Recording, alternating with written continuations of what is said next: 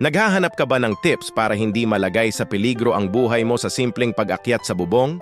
Kung oo, nasa tamang channel ka? Mag-subscribe na para sa mas maraming safety tips na makakatulong sa'yo. Alam nyo ba na isa sa pinakadelikadong parte ng kahit anong construction ay ang roofing works? Oo, tama ang narinig ninyo. Kahit yung simpleng pag-akyat lang para maglinis ng alulod o mag-repaint ng bubong, pwedeng pagmulan ng malalang aksidente. Kaya naman napakahalaga na alam natin ang tungkol sa roof safety rails at harness systems. Hindi ito para lang sa mga construction worker, kundi para rin sa ating mga homeowner. Unahin natin ang roof safety rails. Ano ba ito? Ito ay mga permanent o temporary na harang na nilalagay sa gilid ng bubong. Ang pangunahing trabaho nito ay pigilan ng sinumang nasa taas na aksidenteng madulas o mahulog. Kadalasan, makikita natin ito sa mga malalaking construction project at major renovation works. Kung mayroon kang flat roof o malawak na bubong na madalas akyatin para sa maintenance, a safety rail system is a fantastic investment. Nagbibigay ito ng collective protection, meaning kahit sino ang umakyat doon, protektado sila. Ngayon, punta naman tayo sa harness systems. Ito naman ay isang personal protective equipment or PPE na isinusuot ng worker. Para siyang vest na may mga strap at may kasama itong lifeline o matibay na tali na nakakabit sa isang secure na anchor point sa bubong. Kung sakaling madulas o matumba ang worker, hindi siya diretsong babagsak sa lupa. Sasabitin siya ng harness at lifeline, kaya maiiwasan ang serious injury o mas malala pa. Ito ay crucial, lalo na sa mga matatarik na bubong kung saan hindi praktikal maglagay ng safety rails. So, ano ba ang mga benefits kapag pinagsama natin ang safety rails at harness systems? Una at pinakamahalaga, proteksyon.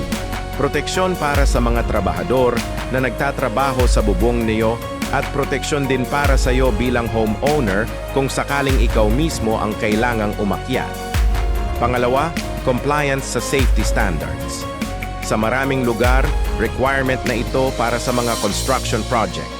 Pangatlo, mas nagiging kampante ang pagtatrabaho.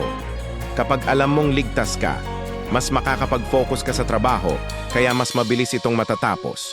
At panghuli, bawas aksidente ay katumbas ng bawas gastos. Isipin niyo na lang ang gastos sa ospital at danyos kapag may naaksidente. Mas mura nang mag-invest sa safety gear. Ngayon bibigyan ko kayo ng ilang mabilis na installation tips.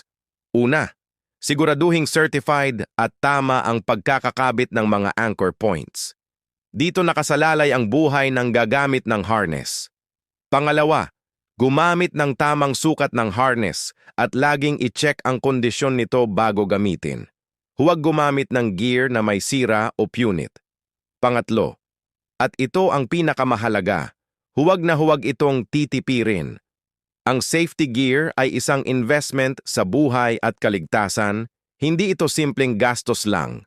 At para sa ating mga kaibigan na homeowners, isang paalala, kung wala kang proper safety gear at training, huwag na huwag kang aakyat sa bubong ng mag-isa. Mas mabuting kumuha ng profesional na gagawa nito para sa iyo.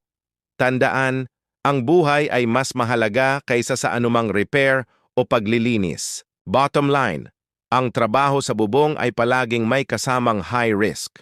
Kung gusto mong maging ligtas ang mga trabahador at ang sarili mo, laging unahin ang safety rails at harness systems. Ito ang responsable at tamang paraan para gawin ang anumang roof works. Sana ay marami kayong natutunan ngayon. Sa susunod nating episode, isang napapanahong topic ang pag-uusapan natin, ang solar roof panels. Tatalakayin natin ang cost, benefits, at mga dapat malaman sa installation nito. Kaya huwag kalimutang mag-subscribe at i-hit ang notification bell para hindi kayo mahuli sa ating mga susunod na video. Maraming salamat sa panonood at laging tandaan, safety first.